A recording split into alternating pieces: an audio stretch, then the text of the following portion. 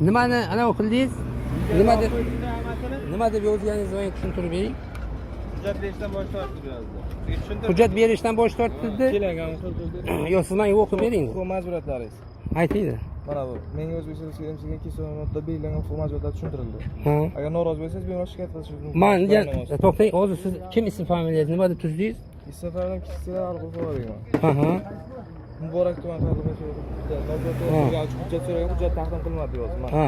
Siz mendan hujjat so'radingizmi keyin? Hujjat so'radim. Bodi kamera ishlayaptimi? Ha? Bodi kamera ishlayapti, ha? Ha, bodi kamerangizga meni to'xtatib, oldim to'sib. To'xtanglar, meni to'xtatdingiz. To'xtatmas, noto'g'ri to'xtab turibsiz aka. Noto'g'ri to'xtaganda to'xtang, siz meni to'xtatdingizmi? Mendan hujjat so'radingizmi? Noto'g'ri to'xtab. Siz mendan hujjat so'radingizmi? So'radim, bermadi. Ha, bodi kamerangizga yozildimi shu? Norozi bo'lsangiz, bemalol. Ha, yo'q, mayli. Mana shu bodi kamerangizga yozildi, ha? Siz mendan to'xtab turganda hujjat siz so'radingiz-a keyin? So'radim, bermadingiz aka. Hujjat so'radingiz, men bermadim, to'g'rimi? Aka, qachon hujjat? Men hujjatim bor, siz so'raganingiz yo'q hujjatim. Hujjatim bormi? Mana men hujjatimni ko'rsataman. To'xtang. Shoshmang. Mana men hujjatimni ko'rsataman. Hujjatingizni o'zga turib. Yo'q, men hujjatimni ko'rsataman sizga. Hujjatni. Mana men hujjatim. Siz lekin mendan keyin mana hujjatim. Siz mendan lekin keyin hujjat so'raganingiz yo'q. Mana men hujjatim. Mana. Mana hujjatim, mana. Mana hujjatlarim men joyida, mana. Mana haydovchilik guvohnomam. Mana bu, mana bu. Qo'y oldidan. O'tir roliga og'abek.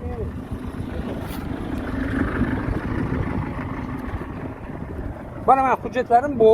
Siz mendan hujjatdan so'raganingiz yo'q. To'g'ridan-to'g'ri hujjatni rasmiylashtirasiz, to'g'rimi? Ha. Mana. Mana men mashinam turgan joyi. Mana. Mana mashinam turgan joyi, mana. Mana mashinamni. Lekin bu gal mendan hujjat so'ragani yo'q. Mana. To'g'ridan-to'g'ri hujjat rasmiylashtirdi.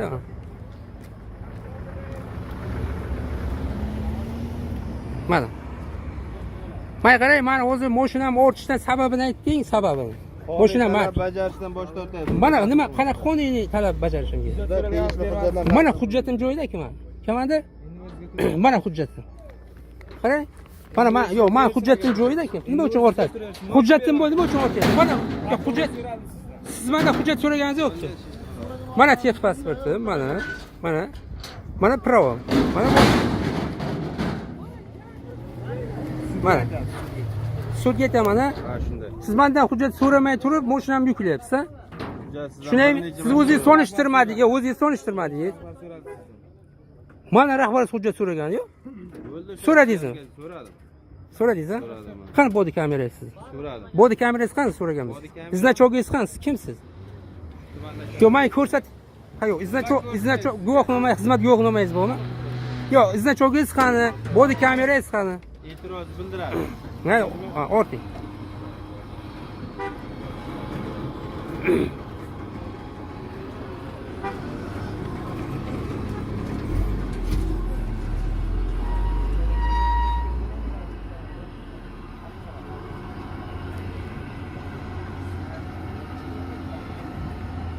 Mana men hujjatim joyida, turgan joy mashinam. Mana izi.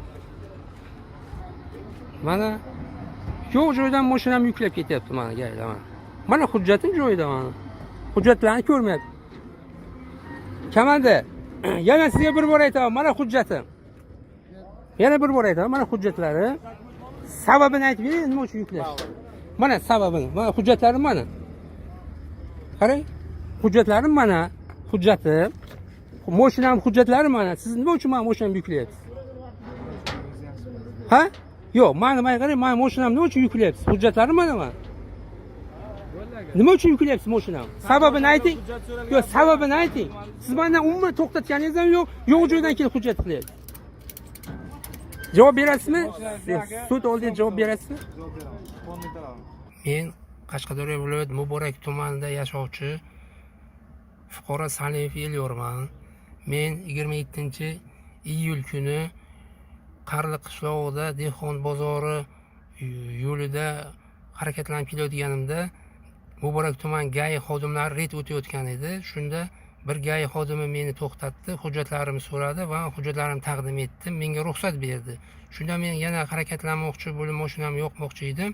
Keyin yana bir gai xodimi kelib, eshigimni qo'pol ravishda ochib, mendan hujjat so'radi. Men unga hujjat taqdim etmoqchi bo'lguncha Muborak tuman начальник gaisi kelib, iznachogi yo'q, bodi kamerasi yo'q, taqilmagan holda mendan hujjat so'radi. Unga men hujjatdan oldin o'zini kimligini tanishtirishni so'ramoqchi bo'ldim. Majburiyatini aytmasdan bu hujjat taqdim etishdan bosh tortdi. Bunga evakuator chaqir, mashinani yukla degan so'zlar bilan meni 4-bir gai xodimi kelib, yo'q joydan qog'oz protokol tuzib, mashinamni hujjatlarimni ko'rsatganimcha hujjatlarimni ko'rmagan holda, menga quloq solmagan holda mashinamni jarima maydoniga olib ketdi. Men ularga hujjat ko'rsatish uchun hujjatlarimni ko'rsatmoqchi bo'ldim. Hujjatlarimni ko'rishni xohlamadi. Birinchi gaiga hujjat ko'rsatgan edim. Qasddan mashinamni jarima maydoniga olib qo'ydi. Shunga chora ko'rib berishingizni so'rayman qonuniy.